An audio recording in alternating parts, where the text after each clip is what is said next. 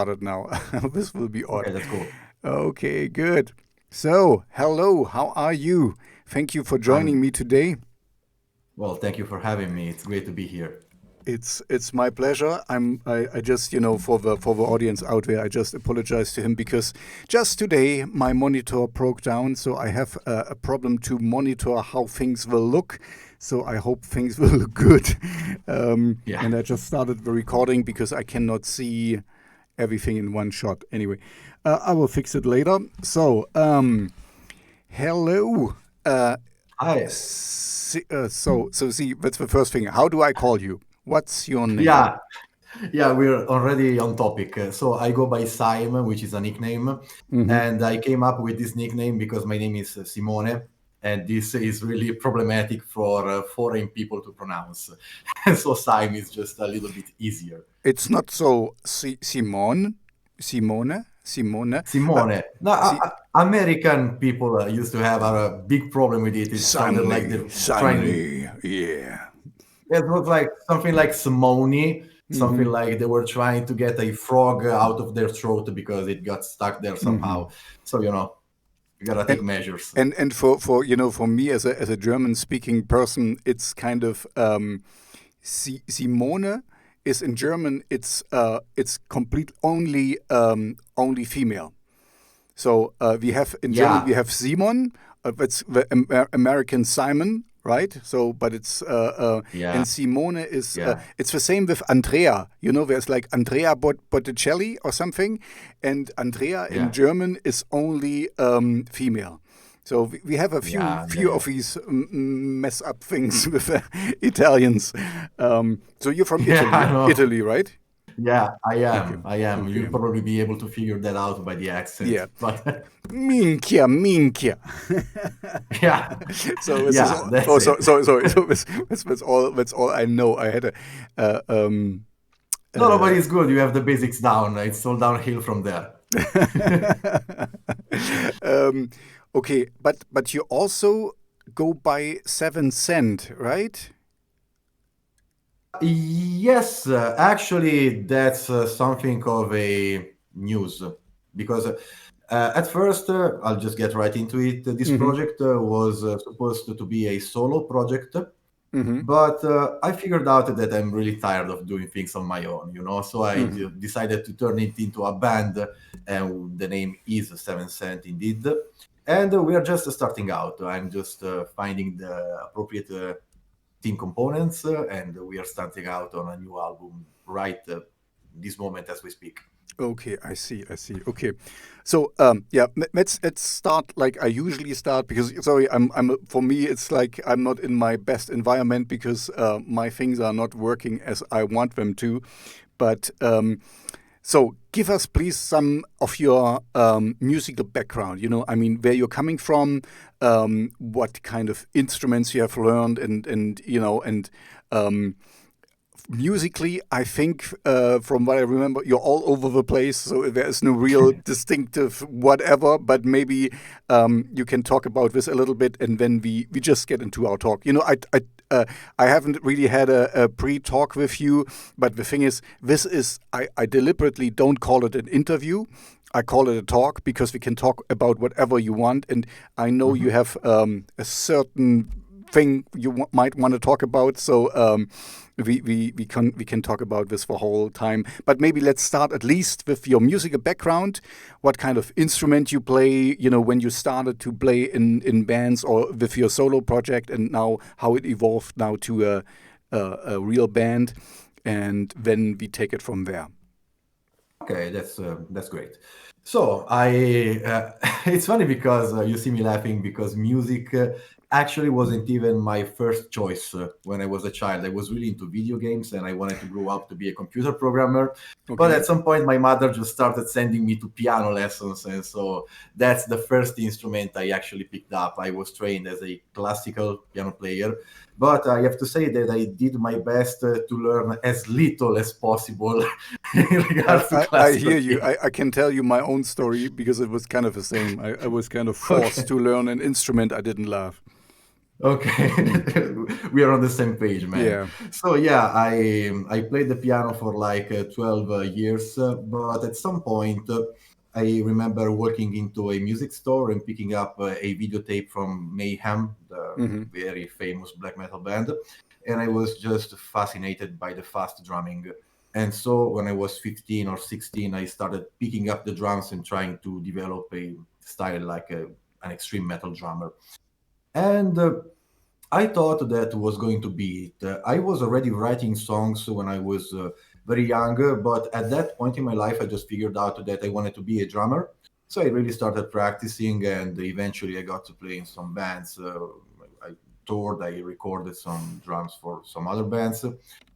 And then I figured out that that wasn't really doing it for me. I still was not on the right track because there was a very important creative component that I felt like it was missing from that kind of life. So I just dropped that whole activity and I went back to the drawing board. I started really getting into music production and also singing. Hmm. And so that's what I do right now. Basically, I am really focused on being a music producer, and vocals is the only instrument I practice on a regular basis. Hmm. Okay. Okay. So, okay. So this is where you're coming from, and now, so I'm still kind of struggling. So you started when your project alone, Mhm. Sevensent, your project. This Yeah. is your project, right? And Yes. when after a while you kind of got not bored, or you kind of saw, okay, you know what, I need other people to kind of not stay in my own bubble, and not having anything what's going on.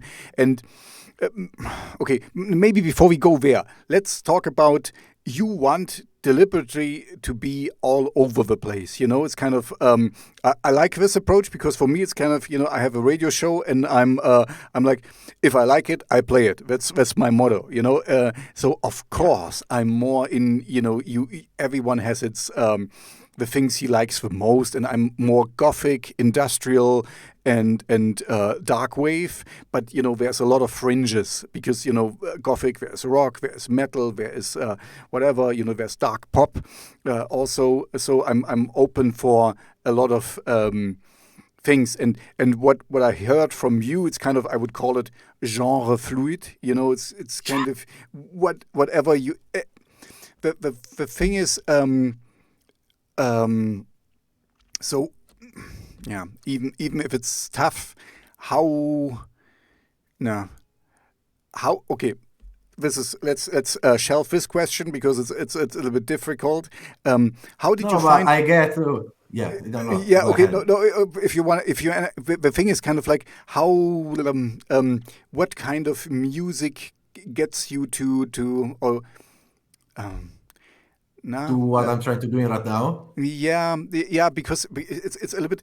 On one hand, I have to struggle with this problem, because one thing is, I like music is whatever you want to make it. There is no right or wrong, so that's absolutely fine. But on the other hand, it's a little bit tough if you say one thing is this and one thing is that. I mean, I grew up with crossover. Fate No More, where every song Yeah. was different. So I'm fine with that, but it's kind of tough for you. And maybe this is the question I finally, after all this babbling, can give you, is how do you try to market or bring out your music, because it's a little bit tough if one is this and one is that. I know the love of music is in everything, and I also don't like to be kind of fixated just on one genre, and it needs to be that, otherwise it's not true whatever. I guess you have played in metal bands, and it's not true death metal if it's not like this and this and this. You get like a formula you have to follow, otherwise it's not true. I hate this. But on the other hand, if you cannot kind of put a little notch on it, or a little something, it's really tough to how. So let's start with this question. Sorry, after all this babbling, how would you Yeah. describe your overall musical style? Well, how much am I allowed to swear on this podcast? It's free. You can talk. Yeah, I mean, Okay, we that's are not. good. YouTube tells me I'm not allowed to talk about trucks, but I can swear as much as I want. So swear ahead. Okay. Minchia, minchia, Yeah, that's fine. minchia. No, actually, I'm going to do it in English because it's more universal. So, how do I market this thing? Well, it's a bitch, really, because I still have no idea. It's going to be really tough. And what I'm thinking is that right now, what gets me really motivated is not just a love of music. I love music, of course, but I really see it as a medium to spread some kind of message. Exactly. We're going to talk And about this later. Hmm. yeah, and so the first point I'm going to get to in regards to the music is that no matter how hard or extreme the songs get, they always have some kind of melodic component that glues the whole thing all together. Hmm. You know, if you take a listen to the 3 tracks I put out on the first EP, even in the more hardcore, the most aggressive track I have, there's still some kind of riffing that is very melodic. It's very relatable. It's not some kind of dissonant, extreme approach to that kind of stuff. Yeah. So that's one thing. I like The that other, because otherwise, if it's make if we sorry, go ahead. I ask you to tell and now you tell. Sorry, go ahead. oh, but it's fine. But it's fine. It's funny because I cannot even play a pentatonic scale. That's something I often bring up. I was raised as a classical pianist, so I know my major scales, my minor scales, and that's it. And that's what I Okay. write in. So this is a matter of limits actually going to form your own style. Hmm. And as far as being fluid in my approach to composing music, actually it's just spontaneity, I think, because I never sit down and go like, okay, I'm going to write a song that sounds a bit more like black metal, I'm going to write a song that is a little bit more pop. It's always it's almost like the songs just come to you as Hmm. an inspiration, and you try to do them justice. It's like they're their It's own separate entities. you kind of remind me of something I heard once that a sculpture, a person who kind of sculpts things out of a block of stone, kind of said the structure was already there. I just chiseled it away, and it sounds to me like this. The song writes itself in a way, and you let it just happen. It's kind of and Yeah, you don't force it. Oh, it needs to be pop or it needs to be that. It's kind of like it's where the song wants to go. You let it happen. You let it kind of. Uh, you don't care if it's hard or soft or whatever. It's kind of like the song dictates what it will be in the end. yeah, exactly. And also, uh, the inspiration tends to come from all kinds of different Hmm. places. Hmm. One of the last songs I've written started from a quote I read in a book about the psychology. Hmm. So it's Hmm. really all over the place, as you say. Yeah. See, this is why I told you I call this a talk and not an interview, because this is this really stupid interview question you hear sometimes. Where did your inspiration get from? And it's exactly what you said, because it's the same for every artist. You are living in this world, and everything around you influences you. Everything around you gives you ideas and creates something in you. It's impossible. You would need to live in a vacuum to say, only this thing influenced me. Yeah, Everything yeah, influences. If you have a bad a meal, a bad, and you yeah, don't, and it can be an influence. I mean, if it's a silly on purpose, but and I see in the background, you're at home. I take it you are yeah. kind of very. It, yeah, you're All also over the place. exactly. It kind of describes what you just said in music, because you have like an old-fashioned painting, and then some clippings from newspapers and stuff. Yeah. It looks really. I mean, but you know what I really like? It looks personal. It looks like this is Yeah. you, you know, and even, you know, your background shows who you are in the foreground, and this also shows your music. And like I said before, I really like that. I really like that you don't have to any restraints. You know, you don't put any shackles or anything, any chains on you because you know it needs to be this way. But yeah, so how do you or do you have any plans to market this to a label, or how do you try to get an audience interested in this? Well, I'm basically an idiot when it comes to these matters. Yeah, okay, that's I'm why just we're going to be talking. I'm I'm here. just I'm going I'm to doing my be bit. Hmm. really straight. Hmm. I'm that kind of creative guy who likes to spend his time in a basement Hmm. like all day long. And well, to each his own, really. That's why I'm starting to collaborate with other people and I'm trying to be less of a megalomaniac and Hmm. actually ask for help because I do realize that I have some serious limits in that area. You know, that's my dimension. I just want to sit there in front of a computer and do my job. But as far as people skills go, that's not really my thing. So, but I did have some ideas, and one of the main ideas was to target this project not just to the metalheads who might respond well or poorly depending on what they hear, Hmm. but also to the people who would really like to get on the message. The whole concept of this first album that's coming, I hope, this year, will relate to mental health, Hmm. which is a topic that gets really talked about nowadays, maybe even a little bit too much. Maybe we get Okay. into that. So we shouldn't And talk about it because I wanted to talk about it with you later. But yeah, please go ahead and finish your sentence. I should not interrupt you. That's okay, not nice. okay, no, that's fine. And really, you know, we were talking before about where the music comes from. Well, if you need to make music, that's because you have something to express. Hmm. This is not something particularly profound, you know, not a particularly profound thing to say. And you need that kind of specific language because Hmm. otherwise you would say it in a simpler way, you know.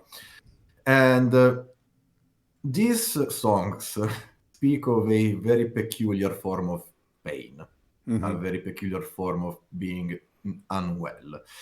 And well, this whole first album will be some kind of an attempt to draw different portraits with every song of different people, different mental states. There is this song Glamour that is the first single I put out that really tried to capture the mental state of a person I met some time ago, and it's really striking because if I have to say what makes the music I make kind of unique is the big emphasis on the lyrics. Hmm. Sometimes in metal music or even in pop music, I hear lyrics that are meant to be impactful and sound good and be Hmm. catchy, and that is completely fine. That is not, however, my approach. I tend to be a little bit more verbose, a little bit more explanatory in what I Hmm. do. And my attempt is to have someone listen to this song and go like, oh my god, that's me. Oh my god, Hmm. that is what I am also going through. Why does this person understand it? Why is he speaking about the same things? Because, and I'm going to close on this, this is also what I find in books. You know, books are a big inspiration, and the experience of picking up a book and reading it and finding out that the author is describing your life experience is really impactful. It makes you feel Hmm. less lonely. It makes you feel more accepted. It makes you feel like you have a place in the world. You know, it Hmm. can really be a positive thing. Hmm. Yeah, this is actually quite is actually quite funny because you're the second person in a row I'm talking to who really puts a lot of emphasis on the lyrics, you know, Uh-huh. um, because like you rightfully said, a lot of people, you know, I remember I talked with one guy and he just saying destroy, destroy, destroy, destroy, and and it's fine, it's good. It's a good Yeah, song, that's and great. he's really good, and he knows it, and he know, I just wanted to make a cool song, and I didn't had any lyrics, so I just was singing this, and you can think of whatever but also you're absolutely right. You have a nice vehicle here to convey something, to bring out deeper meanings and things, and so you really want to have an impact, and that's absolutely fine because you're an artist. And maybe before we get into this, one last question. So you already alluded to this. You are a megalomaniac. You like to be in control and do your things, but you also saw your limitations, and that's why you reach Yeah. out to people. So how do you find the people, or what are you looking for?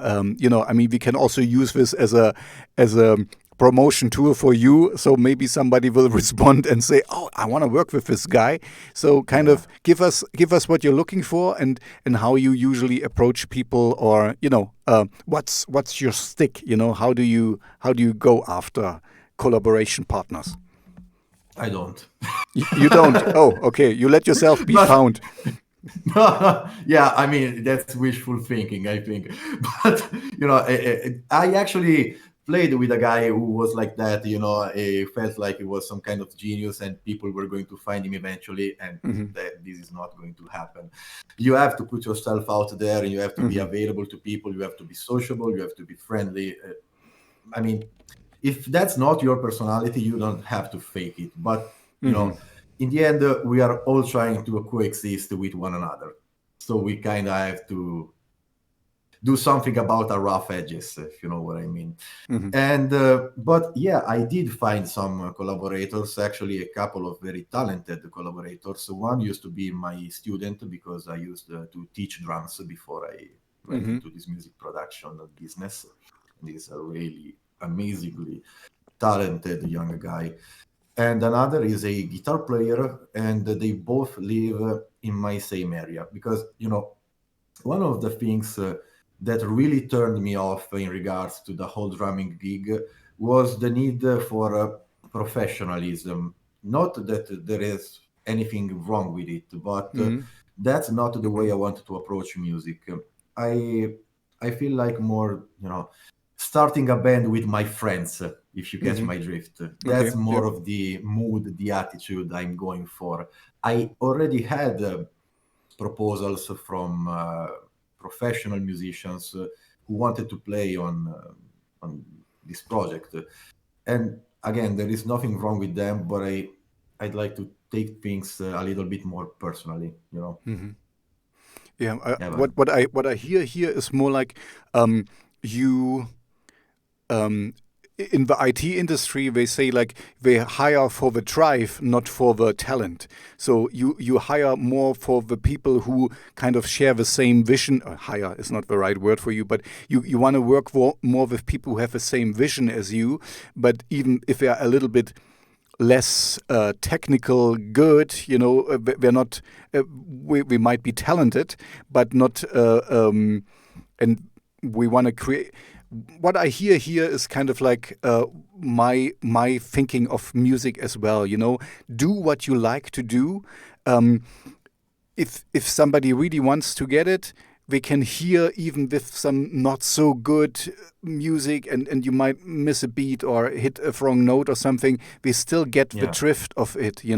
This is sometimes, and we can talk about this as well. Sometimes, I mean, in the time when we will still be able to go to concerts, you could really see the musicians in the audience. Because we wouldn't enjoy the music because it's too simple, and where he missed a note and where he missed a beat. We were kind of dissecting the music, but not enjoying it. We were not dancing because we were like, oh no, this pattern I don't like, and this, oh no, this chord progression is not my thing, and we didn't saw the forest because of the trees. We kind of saw the notes, but didn't get the song, or didn't get the feeling of the music. And it seems to me like you want have it like more rough or more unpolished, but with more heart. in it. That's how Yeah, I perceive it, you know. So yeah, and this is I'm completely with you on this regard, because it's kind of like it's better to have some people who have a vision to really want to create something than somebody who's very professional and makes it exactly and timed right and whatever, but doesn't can fill it with the soul of a music, you know. Um, yeah, so yeah, sometimes I feel, for me, okay, this is my personal thing, is that sometimes if you have people who come from the university or something, they they are sometimes the worst because they can play their instrument really, really well, but we just, give me the notes and I play it. And yes, they can do it on sheet music and they can play exactly like it is there, but we cannot improvise and we cannot put we don't have a feeling for what we're doing. And so not all of them, of course, I don't want to bash them, but this is how I perceive you. You want some people who have a vision, who have a drive, who have you want to create something new, something fresh, without any boundaries. That's basically it. So this is how I get yeah. you. I'm going to intercept Hmm. on that, because really the way I would summarize it is that I don't want this band to be a lonely place. Hmm. I mentioned it before that I tend to be on my own a lot, and that's not healthy, especially Hmm. in these times. When we are Yeah, I all can more understand. alone by definition. So yeah, uh, everything you just said makes a lot of sense. You also do not want to fall into this pit of making music for the musicians. Yeah, You make this music is for the people. You make exactly, music this for is wrong. everyone, for the Hmm. audience. Hmm. And that's another thing that really turned me off in regards to that drumming thing, because I felt like I was on a very narcissistic, self-absorbed path. I was trying to develop this virtuosistic style of playing, but it was really soulless and I never got any good at it. There are some amazingly talented and very technical drummers that still manage to put some heart into what they are doing. Think like Chris Coleman, for Hmm. example. And that's them, and that's fine, but that wasn't really me. And this is something you also pointed out in your description, the guys in the audience that try to pinpoint everything that is Hmm. going wrong Hmm. with the performance and never enjoying anything. If you get into that headspace and you try to please those people, you're done for. You're going to make shit music. Yeah, exactly. Oh, There's yeah, no way exactly. around it. You're making uninteresting music because you kind of take Yeah, the randomness out of the random part out of it. Because you make something. This is what I meant also with the people who come from the university. They are really good, skilled, but they would kind of approach a song like, okay, you have the intro, you have the first verse, then the second verse, then the chorus, and we kind of have a formula which we follow, yeah, and it's not yeah. bad. It's a proven, well-known, well-working formula.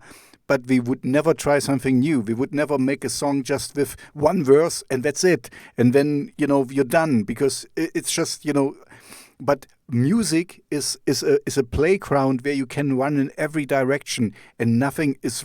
You make it right or wrong. There is no right or wrong in music. It's just what you like and what you don't like. That's at least my approach on it. That's what I said with you in the beginning, where I wanted to get the kind of your genre description. It's silly, but it's kind of either I like it or I don't like it. And if I like it, I play Yeah. it, and it doesn't matter. I played even some sunshine pop on my radio program, which is mostly gothic rock and dark wave, But I liked the song so much, I just was like, man, this doesn't fit at all, but I like it, so let's play it. And this is, in this, I kind of feel like you're a soulmate of mine, because it's kind of, it doesn't matter. It's just, if you feel it's good and it's done, Yeah. then it's good. But maybe going back to you, so you kind of discovered that it's not good for you to be on your own, to kind of just do it. Besides maybe musical limitations, it's also good to have some other people, to kind of chip in and kind of Yeah. work Share the with and journey. share the journey. Exactly, it's so much more fun. So, Yeah. did you because you said you found them in your area. So do you do real rehearsals, or do you just do everything online? So we're really just starting out. We're recording a cover, which is the first project we are all of us are working on together.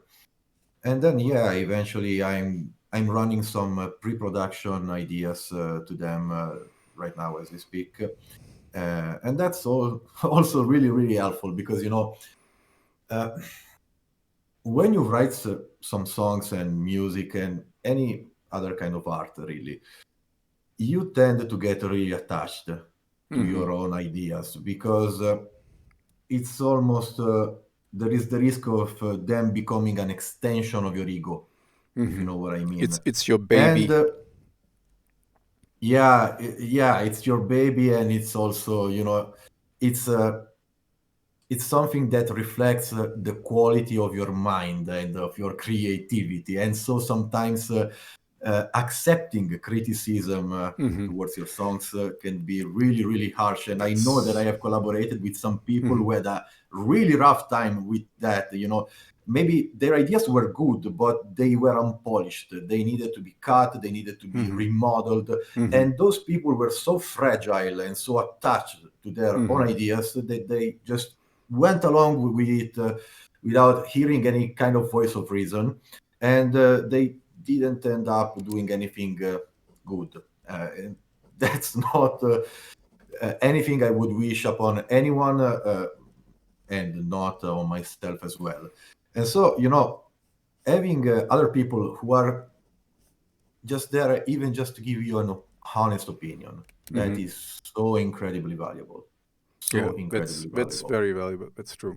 Because, if you ask your friends, your friends mostly say, or your family even worse sometimes, oh, it sounds nice. It's it's kind of like you don't get any useful, it's really, you have to be very perceptive, and sometimes the worst criticism is the best, but it's, I completely know what you're talking about with the fragile people, because for me, I'm also an actor, and for me, if I play a role, that's quite easy for me to accept criticism, because it's the role that gets criticized, But if you make music and you really pour your heart in it, and you get this criticized, ooh, this really hurts, because it's a part of your soul usually what's in there, if you really mean it. So it's really tough.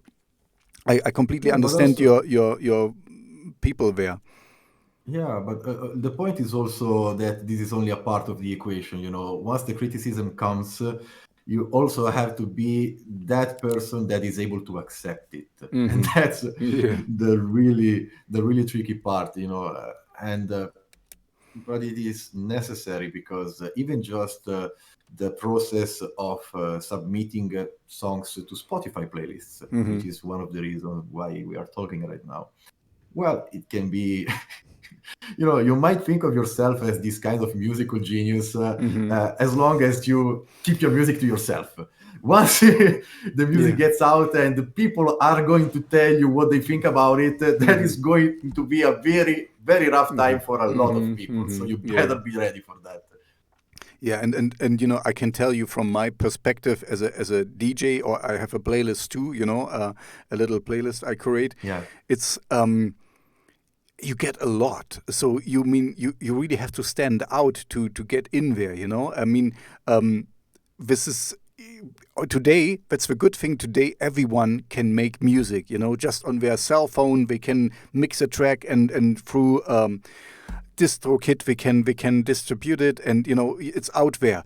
And so you compete with millions of others, and I only have this much time in the day to listen to music. So if I don't get, I hate, on one hand, I hate it because I'm kind of like, if you don't get my attention in the first 30 or 40 seconds or something, when I'm done with you, that's mean, but I'm being just honest with you, I know that.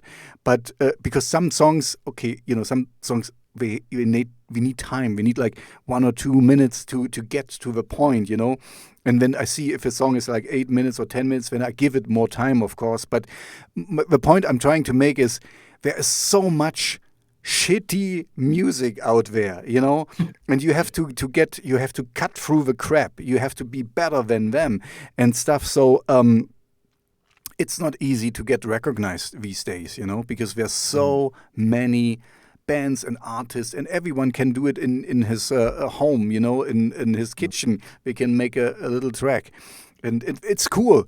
I don't. I think it's cool that everyone can do it. You don't need a label to put your music out these days. But it's for me as a radio DJ or a playlist curator, it's sometimes not easy to get through this avalanche of bullshit that's there, because there's some like you said, that's why I'm telling you all this is in your own mind. It's the greatest song ever, and I'm a musician myself, and sometimes when I have a new song out, I listen to it a lot, and this is so great, and then get like other people are like, oh yeah, it's funny, you don't mean this honestly or something, and so I have sympathy for the people out there, for the artists. But yeah, on the other hand, I don't want to. I honestly, okay, I'm telling you just this, just between us and all the other people who might listen to it. I honestly get offended if I get badly made songs, because if I can hear that you don't even try to be at least a little bit good, or and this is mostly, young kids who are just put out a punk song like, and, shitty whatever, then I don't give you my attention, because, my time is limited. I have a job, I have a family, I have my hobbies and stuff, So I get offended by bad music. So please don't do that. Even yeah. So anyway, you didn't offend me. You didn't offend me. You did quite well. Yeah, but that's great. The only thing I can tell you, I think with Sevensent, the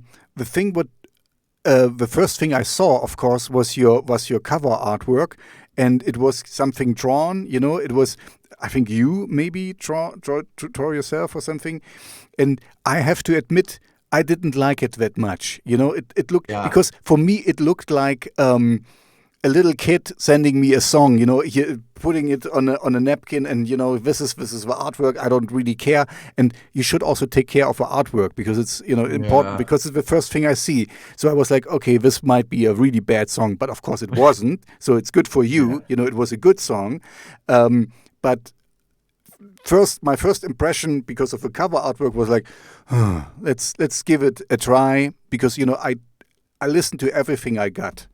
But I was pleasantly surprised. So from the artwork, I wouldn't think much of it. I'm sorry for being so honest with you. You make great music. That's why we are talking. I'm only talking with people I like the music. So you're in the right category already.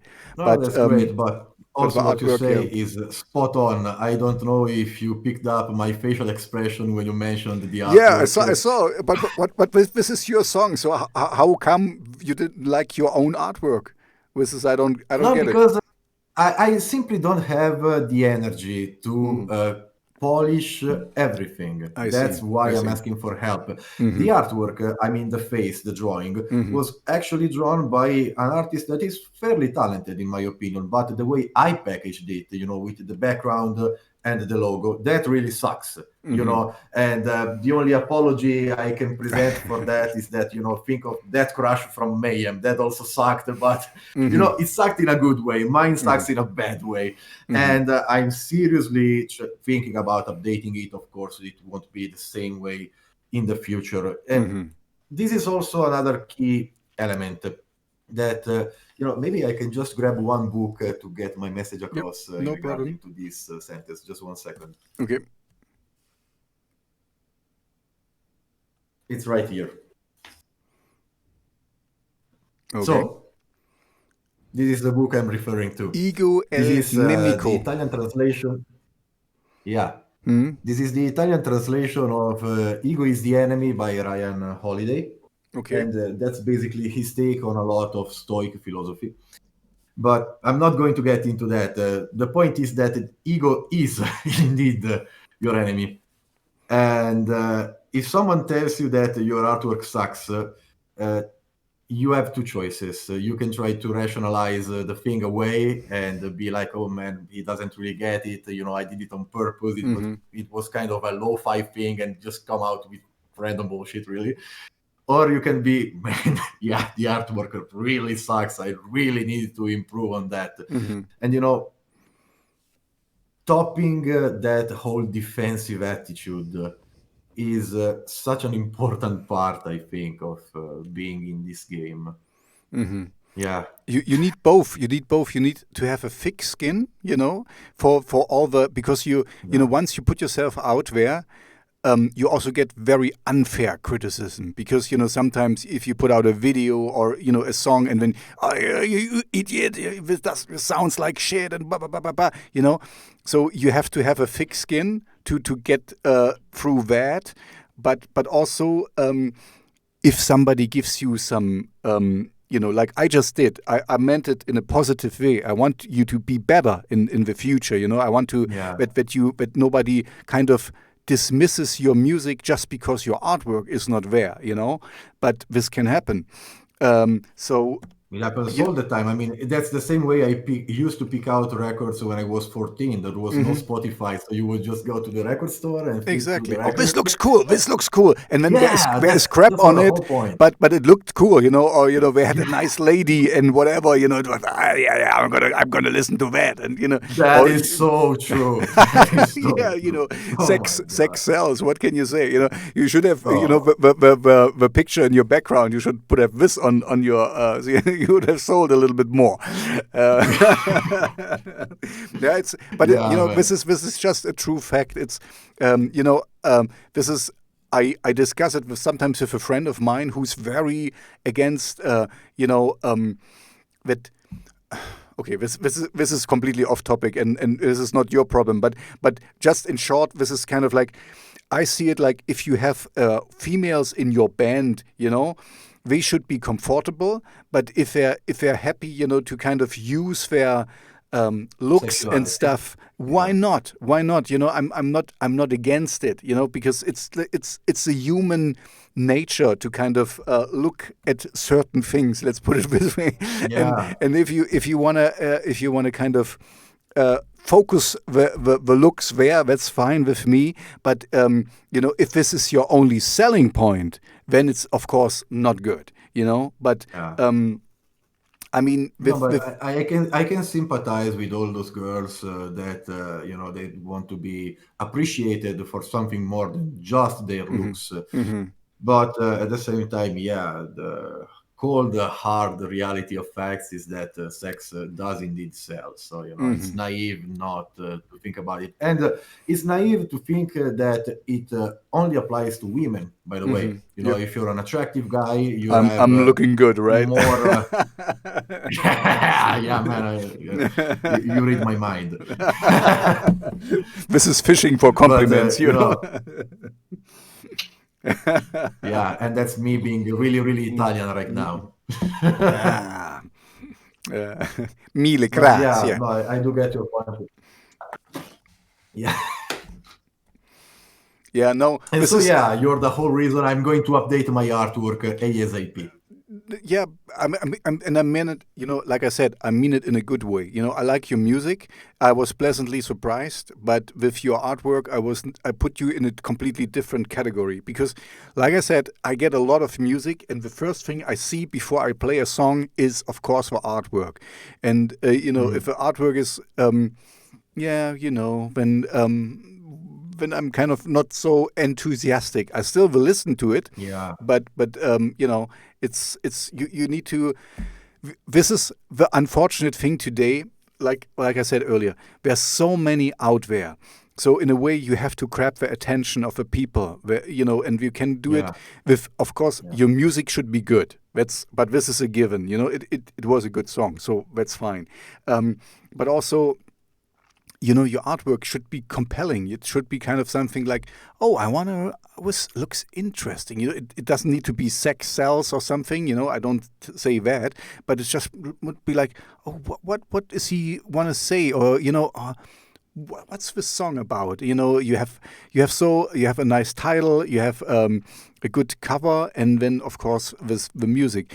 And maybe now let's, after we have established all this, let's talk about your message, because I Yeah, think I read on your biography yeah, on your website that you kind of were always interested in music, but it took you a while to really start making music. Um, yeah. and so you have your message is kind of mental health issues, right? As far as I understand. At least for this record, yes, I would say Hmm. definitely so. Yeah. And you said earlier Sadly, I would add. earlier already that you feel like sometimes it's talked too much about it these days. Let's maybe start with this thing. Why do you think that is, or what's I cannot. On this program, I had one other guy who had some real mental issues, and he was very open about it. And we talked about things. And I have a friend who lives in Norway, and he has also quite, he's a split persona, multiple persona thing. Um, and he uses music to kind of cure himself, because whenever he creates music, he's not doing other stupid things. So, but besides that, um, with musicians, you need to be a little bit strange anyway. If you want to create something, Yeah, there's a genius between it's genius and dumbness, or craziness is wired quite close to each other. So, yeah. but maybe let's give me your take on it. So why do you feel the need? Why you personally feel the need to talk about your? Is it because you want to kind of work through your own issues, or you really try to help other people? So what's your goal with with your record you're working on? I think it's an ensemble of different things, many of which you have mentioned. There is also a very interesting question you posed. Why do I think that mental health issues maybe get too much coverage? Because this can sound like a very negative, a very toxic thing to say. So I maybe should elaborate on that. Hmm. Well, just like you mentioned before, you also said something very, very interesting when you were speaking about how you get angry when bad music gets Yeah, sent because it to kind you. of my time is valuable, Yeah, and if you yeah, give me bad music, I kind of like, man, why should I sit through 3 minutes of this bullshit, and I could yeah, find some really cool music? So I get, I know it's yeah. silly, but I get angry with bad music. It's Yeah, kind of like, no, but I hmm, totally get it. How can it be insulting? Also, it is a very uncomfortable feeling when you are interacting, even just by email, even very distantly, with a person who is not self-aware. Actually, who is self-delusional to the point of sending off his music hmm. for evaluation when your music clearly needs a lot of work. But I mean, you mentioned maybe some of them are very young people; they're just starting out. Exactly, and You we don't we need to have a be. wrong. You said already. It's sometimes really hard to get real criticism. If they Yeah. just send it to to their friends or to their family, and then, oh yeah, you're the greatest, and this is so great. And it depends on what you compare it to. If you compare it to somebody else in their crowd in their bubble, and then Yeah, it might be fine, it might be good even, but yeah, you compare it now to the whole world, and I can compare it to every song that has ever been written, and then it might not be that good. So and if you want to play outside, of your comfort zone, then you need to talk with yeah. You people need to outside step of up your your game. compost. Yeah, you need to step up your game, Yeah, and you need to talk with people out. I know it's really tough to get some valuable criticism. I mean, some real criticism. yeah. But the reason I mentioned this now, and I'm going to tie it up with this point, the point of getting attention. Hmm. Right now we mentioned your attention as being valuable, and that's the thing that we are doing right now. All of us on the internet are competing for everybody else's attention. Yes. And how does that relate to mental health problems? Well, you quite accurately pointed out that many artists tend to be really troubled. And at some point, being troubled can also be used as a selling point, as a way to package your identity and your message and sell it to other people in order to get their attention. Because in a lot of mental health issues, personality disorders, and so on, one common denominator is that people really want to draw some kind of excessive attention to themselves.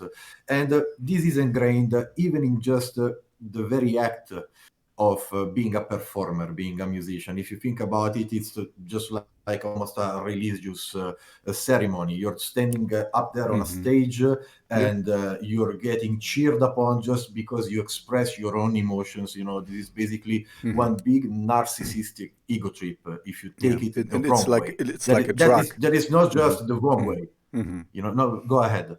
No, it's almost like a drug. You know, I talked with people as we are now in the pandemic. You know, if you're not religious and this and you don't go to church or you have this community, if you go to a concert, you have this community, you dance there, you let yourself go, you let yourself fall into this music, you cheering people on stage, you are in the crowd who loves the same music as you. You know, it's such a great feeling. You know, I get goosebumps just talking about it. So you're absolutely right. It's like a religious, almost like a religious feeling.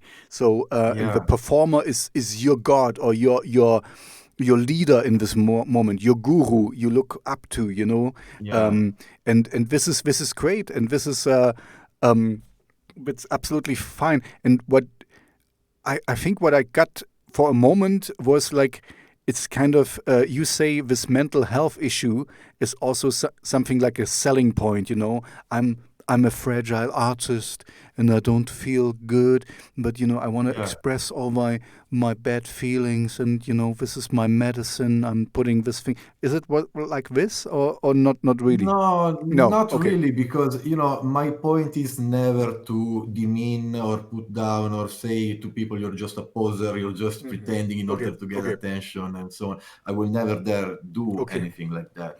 But at some point, I think it's important to realize that some need for attention, some excessive need for attention, may be pathological in the terms that it's hurting you.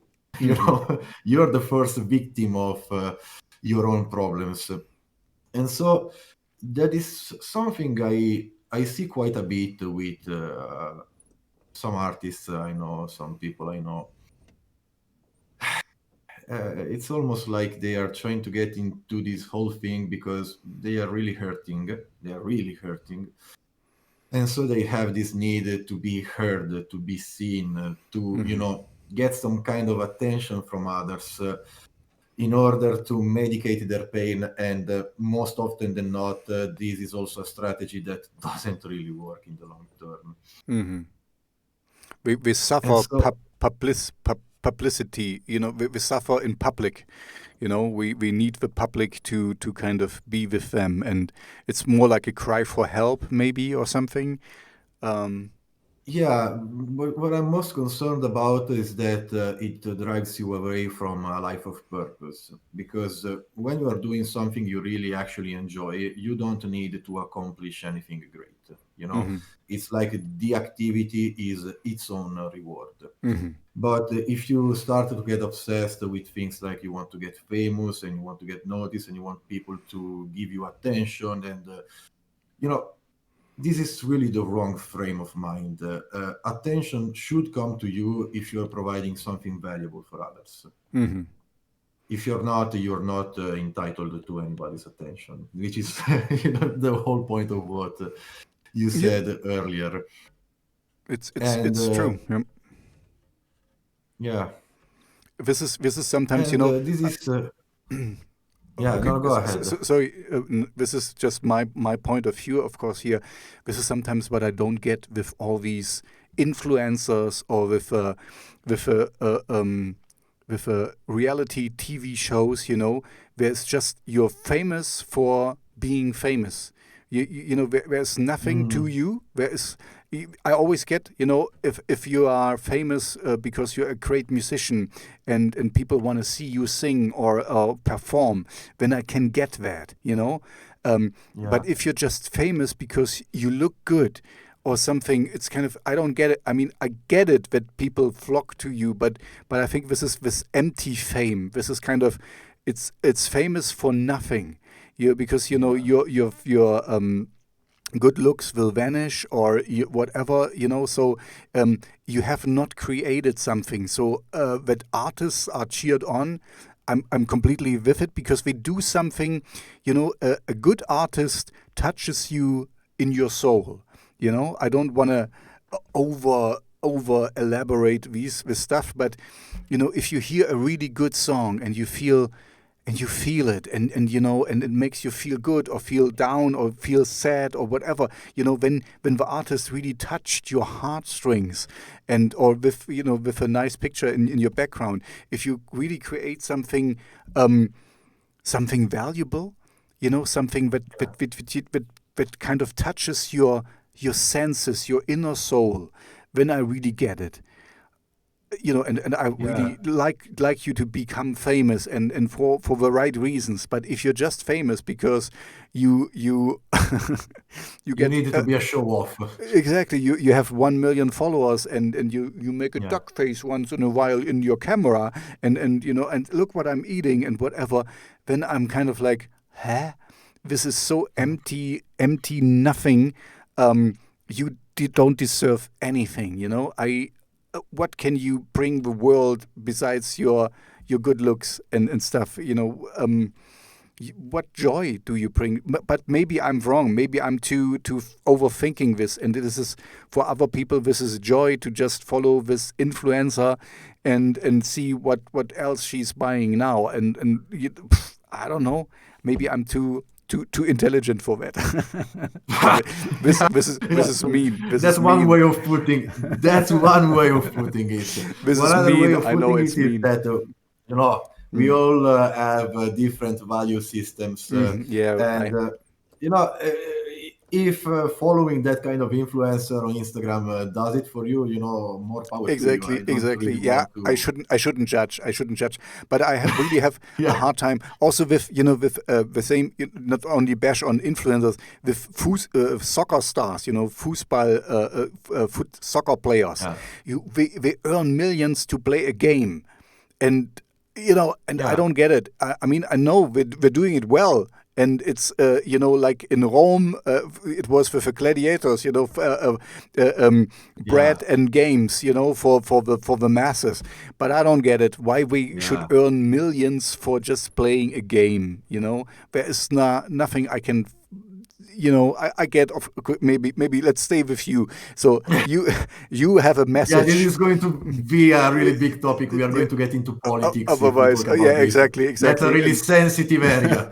yeah, exactly. I would likely advise against it. Germans and Italians talking about soccer. Maybe we shouldn't do that. No, but I mean, you're safe with me. The only Okay. sport I follow Hmm. is chess. I'm not in the least interested Okay. in Yeah, me soccer neither. or anything like that. I hate soccer. Okay. Anyway, so I'm not a good German. But no, let's go back to your. So Yeah. when I ask you directly now, why did you choose the subject of mental health for your first album? What's you really want to? So as far as I can tell, you really want to reach people, and you said it before. You want to touch them, and you have a. So I take it that you have a background with mental health issues yourself. So that's why you wanna put it out, and kind of, are you still working through some of it, or are you kind of good now, and you really wanna kind of help other people? What's your motivation here? Well, well. I'll start from the motivation and then I'll answer about the history. The motivation is, I think, just to have a collective moment of reflection, to share these thoughts. with everyone who happens to listen, I, because I will listen to you. I just need to do something in the kitchen. Just give. I'm listening. I'm listening. I can hear you, but yeah, I will be just not be seen for a moment. not a Just go problem, ahead man. and So explain. I'll just keep on rambling. So, well, yeah, my point is the same thing I was talking about earlier. The point is that when you start speaking about sensitive areas like mental health, it could go really wrong really fast, because maybe you're doing just as a ploy to get attention, or maybe you're carving out an identity for yourself that is based on your issues, and that is something I find to be really, really problematic, because at some point, if you don't see your own issues as something transitory, as something that you're just going through, as we say, well, bad things may happen, because if they become part of your identity, discarding them That's a good might point. become even trickier. Hmm. So, my aim is just, you know, to signal to people that this is something I am interested about, and to gather some kind of tribe of like-minded people so that we can have a discussion. That Hmm. is just the humble aim. The danger in all of this, I think, is in presenting yourself as some kind of a guru, some kind of an expert, someone who has something to teach to other Hmm. people, whereas just sharing your experience is a lot more important. And the reason why I bring this up is that, well, I had quite a few narcissistic tendencies in the past, and this is a very serious risk for me. The risk that I want to appear like some kind of guru or teacher, or someone who wants to Hmm. educate people on something. And yeah, so that's that. I want to basically have a discussion about these topics. As far as my history goes, yeah, it's a complicated history. I went through some rather unfortunate and unpleasant experiences in my early adolescence, and yeah, that that was tough to deal with, and it left a legacy that demanded some kind of special attention. I'm doing a lot better right now, and you know, I keep getting back to what I told you before. I You mentioned someone who has a dissociative identity Hmm. disorder. Hmm. A friend Uh, from Norway. Yes.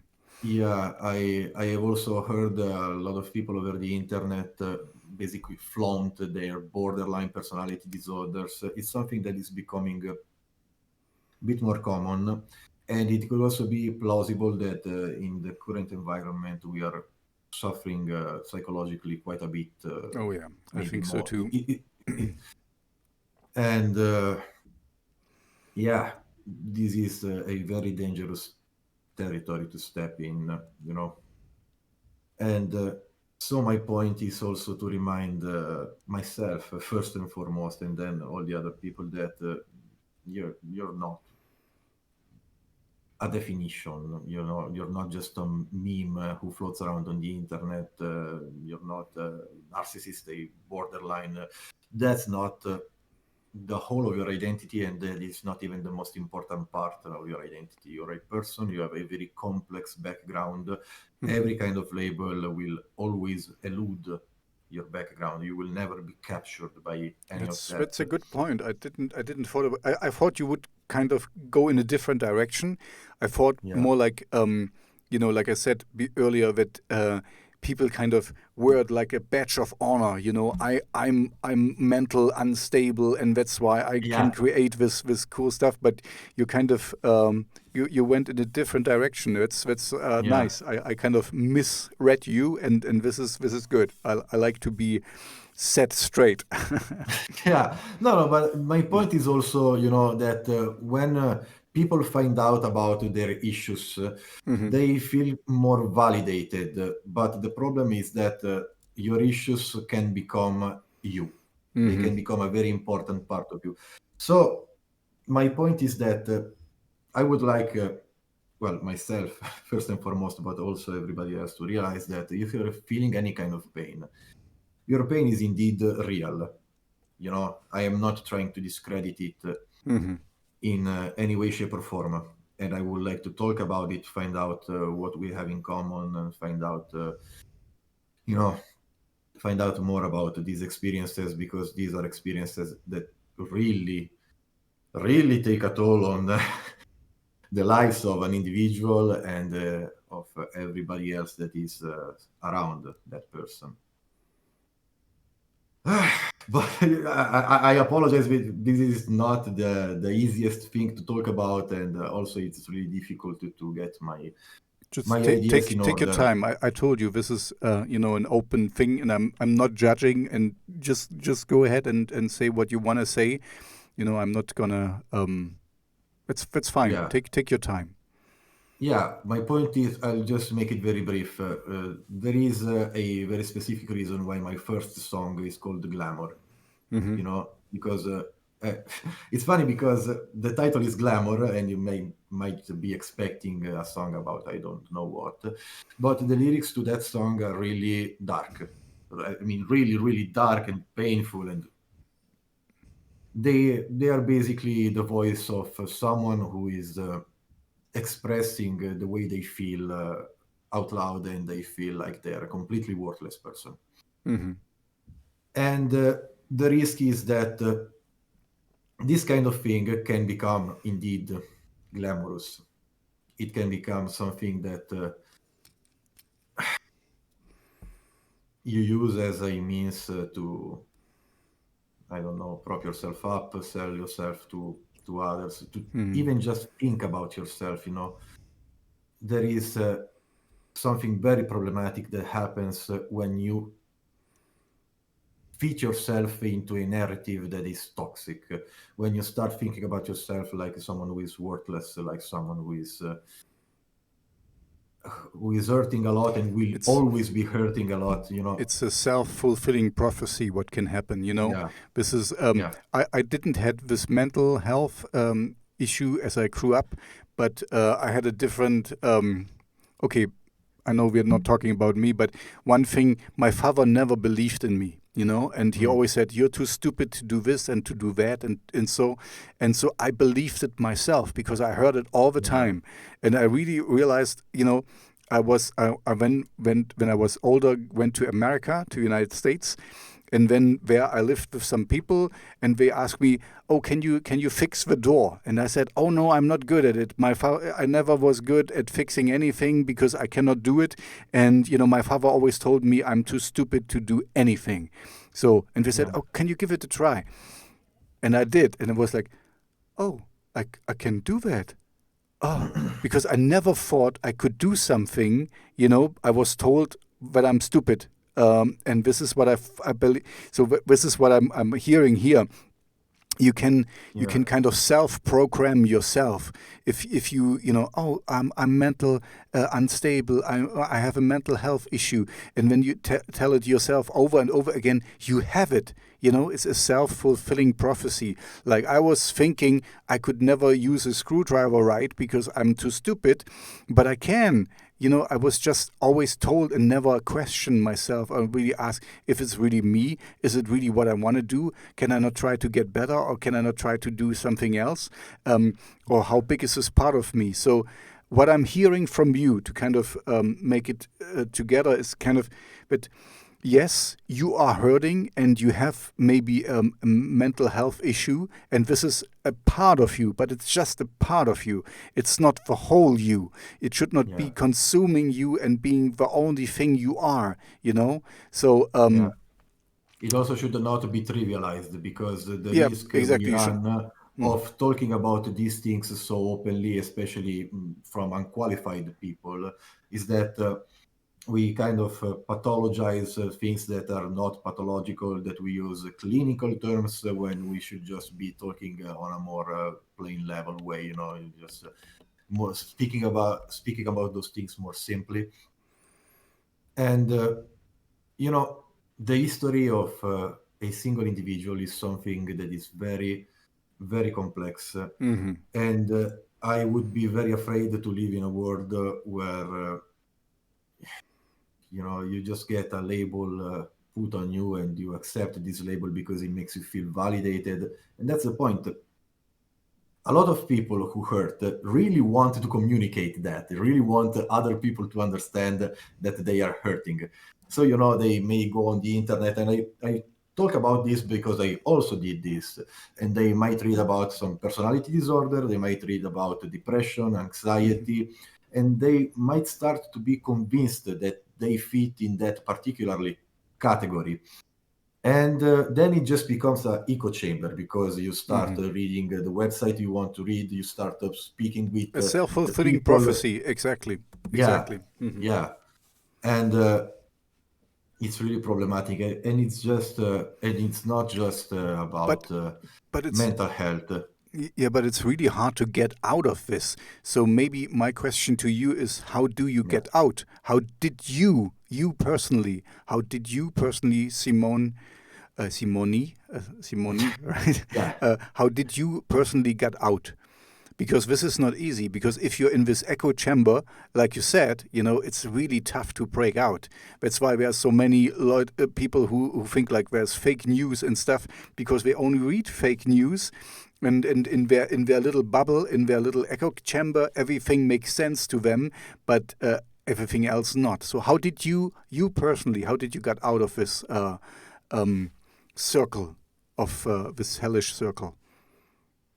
Yeah, so you're never out. You're never out, and that's the starting point. You always keep yourself in check, but you always have to remember that you're never out. As far as the self-fulfilling prophecies go, well, practical steps are just trusting the professionals, trust the internet a lot less and trust your therapist a lot more. Because that's the really easy thing to do. You read something on the internet and you go like, oh, this makes a lot of sense to me, because maybe it's some piece of information that you really appreciate, that does you something good for your internal sense of coherency or something like that. And then your therapist challenges you, because that's his job, and so you go with the easy solution, with the easy rationalization. My therapist is an idiot and the people on the internet are geniuses. Exactly, because they tell me what I want to hear. Yeah, exactly. And that is the other very important thing. You have to grow comfortable with honesty, and this is something we already mentioned, because the truth is very, very therapeutic, but it is also very, very painful. Yeah, I know. Oh man, Simone. Yeah. But thank you for your openness here.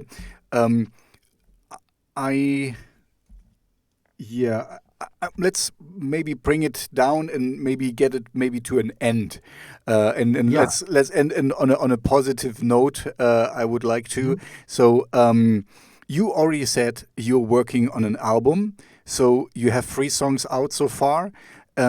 So how many more songs can we expect before the album will drop? I think the album will drop.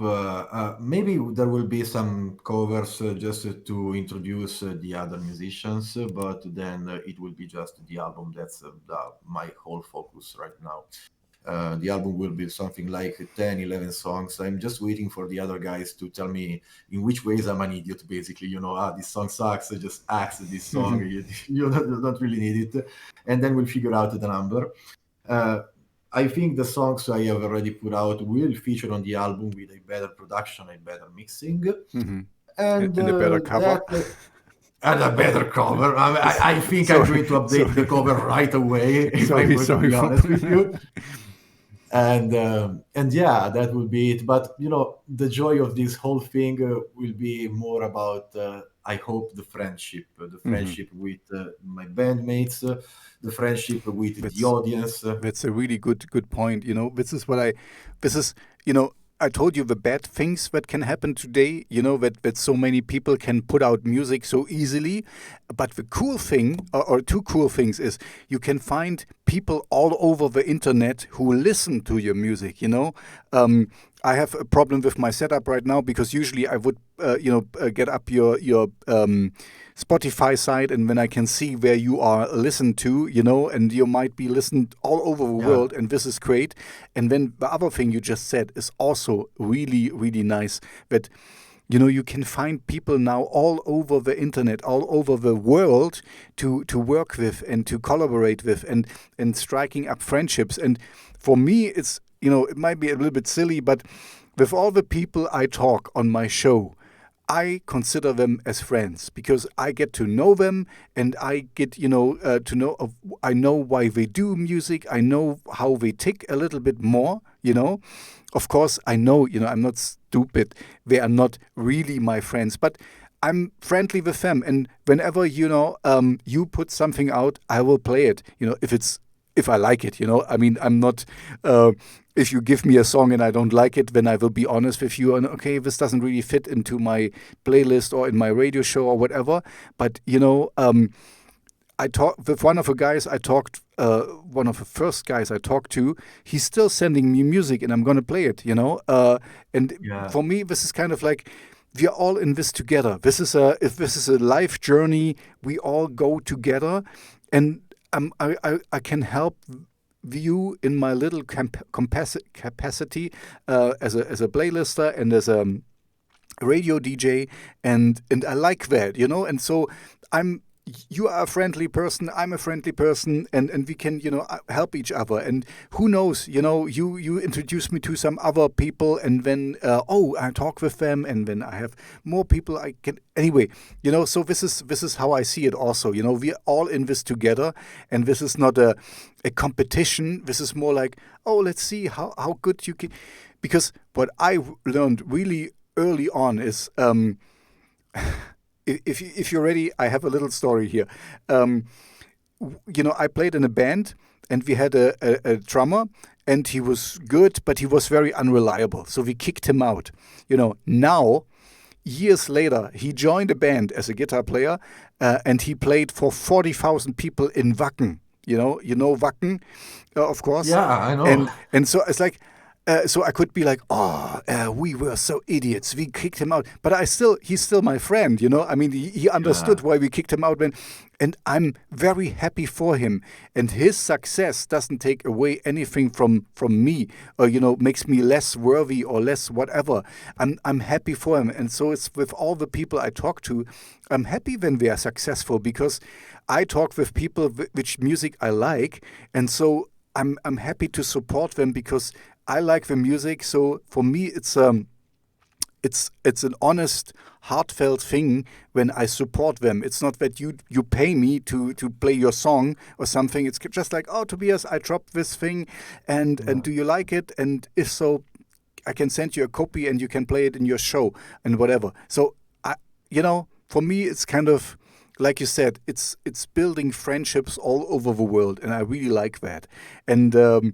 And this is the good thing today. It's so easy. I'm sitting here at home, and you're sitting there at home, and we can talk about Yeah. getting to know people. That's really great. Okay, so thank you.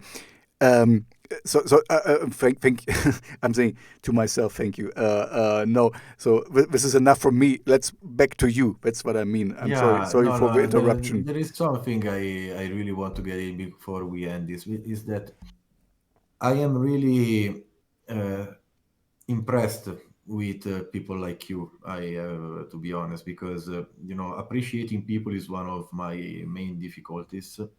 And when I just think about someone like you who hosts this kind of initiatives, gives this kind of space to emerging artists, and just takes this, I think, is a genuine interest in other people. It's something that makes me feel very moved, actually, because at some point, a friend is also a choice. Hmm. A person is your friend if you allow them to be. Yes. if you know what I mean. It's up to you It's to yeah. yeah, it's Mm. up to you. It's up to how you think about them. And I'm very moved and very impressed by people like you take a genuine interest in others and who live their passion for, in this case, music, but it could also be something else. In a genuine way, like you said, without all the competition, without all the bullshit, you know, just like something that is good, that it is meant to be enjoyed. Exactly. No, this is this is honestly this is my joy to find artists nobody has found before, and or not many people. Nobody is not right, but and then kind of I'm a small person, a small influencer, but I can play you in my radio show and I can put you in my playlist, and this will give you some exposure, and this is the fun for me. Nobody asked me to do that, nobody pays me to do that, and it's just my choice, and for me it's nice to. Who knows, in a year you come back with your next album, and then and we have something else to talk about, and then you say, oh, Tobias, now I'm going on tour and I will be close to you, and when we meet in person, this will be so cool. And this is all, Yeah, this is more philosophical speaking. This is for me what life is about. To make to have a good life is kind of helping each other, and in helping you get friends, and you get joy out of this. So sometimes it's hard, and like I said, sometimes I need to go through songs, and if you send me something in a year and I'm in a bad place, and then and when I sit down, and when, oh, okay, and then I remember, oh, we had this nice conversation, and then this, it's kind of like, this is what life is about, of little chance encounters and circumstances, and it's what you make out of it.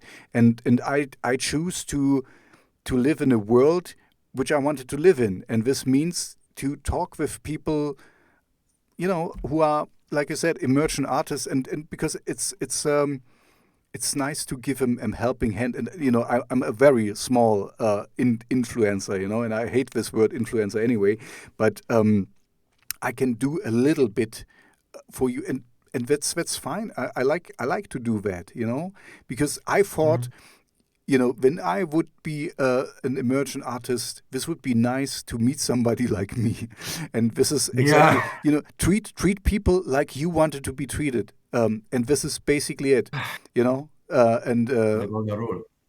exactly the Yeah. golden rule. And this is, if everybody would do this, we would get along much better. But we're doing quite well, and the funny part is why, because you said emergent artists. I talked with also some established artists, and some of them are really, really nice. But sometimes you get like, oh man, The not so nice ones. yeah, exactly. Then it's like, okay, Yeah. without your fans, you're also nothing, And this is, what I usually do when somebody sent me music, and when they say, oh, thank you for playing it, and when I usually say, thank you for doing the music I love to promote, because Yeah. if without the people who would make the music I can play in my show or can put in my playlist, I would be nothing. So, I would kind of reverse the table. Without somebody who makes something genuinely good, I'm nobody, So know Yeah. where your place is as well. Yeah, but that is also such an important thing that a lot of artists need to understand, and I need to understand, I think. What you are doing can actually be of value to others, Yep. can actually be of comfort to others, because I think that many of the times the risk we run, and I include myself in this, is that we want to make music because we want to be that kind of big artist who can have Hmm. the ego trip and treat you like Hmm. shit, basically. Exactly. You But this know? is not. You can maybe do it, but I mean, yeah, I don't. If this would be when you are a bad person anyway. If you just want it for the richness and for, of course, it's cool to you have been on stage. It's cool to be on stage and be cheered on by other people, and this is kind of the adrenaline and all this euphoria you get while you're on stage and people dancing to your music. This is great, but if it is the only thing, or you want to be, now this means you're a bad person. It's just the simple truth. Yeah. Yeah, but it's also about, realizing that sometimes what you're doing is not only your dream and maybe what you want to make yourself in the future, which is completely fine. It's also about realizing that, one of the things that really helped me while I was going through all those tough times I was mentioning earlier was, just listening to records, listening to Hmm. bands like Pain of Salvation, listening to people who that actually talk about this and made me feel less lonely. And if you just recognize that you can do something that is actually positive for others, something that has a tangible effect, and not just like I'm going to change the world kind of delusional thinking, Yeah. megalomaniac thinking. Hmm. But, there is this kid who is struggling, who is hurting, and maybe I can make him feel a little bit comforted with my abilities. Hmm. That gives you a different kind of drive, because it's Hmm. just not all about yourself anymore. It's not just your dream and you want to make music and you want to be on a stage and something. It's about what you are actually delivering to others, Hmm. which is so important. And this is maybe the mindset that eventually gets you good music. It can't just be only about other people. You also have to be honest. You have to Hmm. be sincere. You have to make the music that you really enjoy listening to. Because people will notice this as well. If you're just Yeah, a shallow person and like, yeah, and brrr, and when people will know this, it's kind of you cannot, if you stand not 100% behind it, what you're doing, it will transmit from the stage or even from the record maybe or so. When it's just shallow, it doesn't have any depth. yeah, yeah. I mean, nobody likes a sellout, Yeah, basically. exactly. Just I mean, we talked about it earlier, but I kind of I'm I'm sitting in the middle here because I kind of like both, like the guy I told you about who made this song with destroy, destroy, destroy. He didn't sing anything; he just sing destroy, and it is fun and it's a great song. And the guy is really, he's not a stupid guy, and he had also some struggles and stuff, and he knows it and he does it with a kind of with a pinch of salt. He Yeah, so this is absolutely fine. But on the other hand, then there's people like you who really want to say something, and some people might just listen to your music because for the music, and that's absolutely fine. But if you want to sit down, you can get so much more out of it, and this is basically what I see here. You kind of give them both worlds. You give them a good song, but also more if they want it, if they choose to want it, because not everyone needs it. But yeah, if yeah. you That's want, true. you can find more. Yeah, and the only observation I have on that is that the thing in common between the guy who yells "destroy, destroy" over and Hmm. over and a more elaborated kind of songwriting, if both of those songs are good, that's because they are honest. Honesty Yeah, is exactly. the great He's thing about it. honest. He's honest, and he's not a big lyricist. He's not a big poetry writer or something. And so he wanted, but I needed something in the Yeah. song, and it's great. And he's a great guy. I mean, I don't want to bash on him. He's just is just No, that's really the point. great music with what He's he's sharing doing. Mm. an honest part of himself. He's Hmm. sharing some valuable information. He's letting other people know who he is as a person, as an Hmm. artist, Hmm. and that's what makes it work. I can bring this back to what you mentioned earlier about people who send you songs and they were of no value basically to Hmm. you because they were no good. Also, I mean, there probably was no message attached to them. They weren't giving you any kind of relevant Hmm. information. Or They weren't giving you a good time. mhm. And that's fine as Go well. ahead. That's fine as well. But sometimes it's even worse, when there is too much message in it, and it's kind of like we want to like you alluded to this already. We want to save the world, and and this is bad, and this is bad, and, Yeah, and we are the good guys, and destroy these guys, and and then it's kind of like, oh God, okay, they're young children, and it's fine, but it's kind of like so obvious. Then also, I'm also not compelled by this, because it's kind of, you don't need me to hit me with a hammer. I get the message, make it a little bit more subtle, make it that I can find it if I want to, but not make it so woof that you punch me in the face with it, because then I'm not stupid. At least I think I'm not yeah, stupid. Maybe I am, but yeah. Well, no, I don't. I don't think you are, but I think I misspoke a bit. I wasn't just referring to the message as in something very elaborate. I was specifically speaking about someone who opens up to you and gives you some kind of relevant information that you can use to navigate the world better. And it doesn't need to be something revolutionary. Even just telling you about his life experience. That's mhm, valuable. That's valuable information. I went through all of this. It felt like that. This might have been the reason who caused all of this. And now you know about it. Now I have transmitted it to you in a pleasant way because you listen to it through music. And, that makes your life better.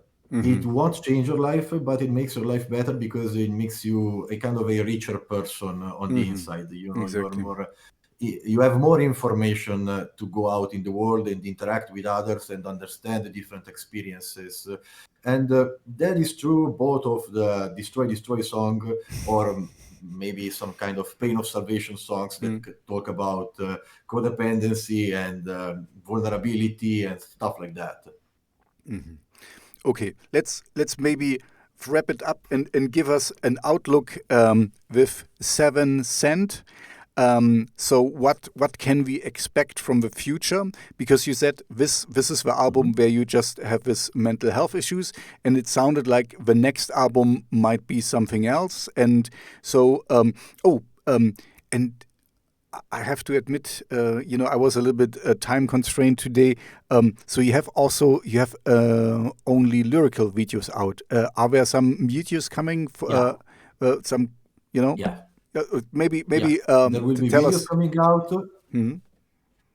Okay, there will be videos coming out of us playing. There will be. I actually don't know what our next endeavor will be because, as you have already told, uh, every song is different from each Mhm. other. So you can just imagine what every album will be from each other. I Yeah, don't I even think know so. if there will be a Mhm. second album. But the aim is just to give this thing some kind of shape and then to try to inform other people that we exist. We talk about this Mhm. stuff, and we'd really like to be of any kind of help. So we'd like to play some live shows if that becomes a possibility again Mhm. eventually, and really to have a conversation about everything we spoke of today. That's the main goal. There will be videos, there will be all kinds of materials. I promise, I will work my ass off to make this worth your while. Mhm. Okay. Okay. That's actually a nice closing statement. So you're really an artist Yeah. who wants to reach and touch people in a good way. Um, yeah. So thank you very much, Simone. Um, No, thank I you. really enjoyed our talk. Sorry that I was so. I need to fix my issues here. I'm not really happy with what happened here, but maybe just it's time for a new monitor. Let's see. It might be just Yeah, broken. So thank you for your time. yeah. And I meant it as I said. Please send me your new things whenever we come out. You know, you said there will be like 10 to. What kind of covers you are working on? You said We you're are gonna doing do a few covers. we are doing a Nothing Nowhere cover right now.